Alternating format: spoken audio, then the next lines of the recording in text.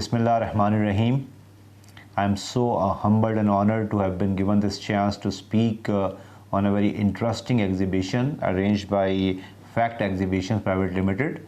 This is Solar Pakistan. This is going to be happening from 26th to 28th of this month in Expo Center, Lahore. We all want to fix our country, and for that we have to fix the economy. And if we want to fix the economy, we have to fix the industry.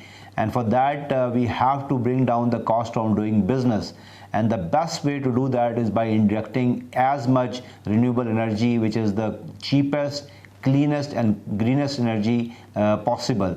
So I'm extremely happy that international developers are partnering with our Pakistani local investors and they are exhibiting their products in this exhibition. I welcome international and local investors and developers in this exhibition. I will myself looking forward to attend this. See you all there. Thank you.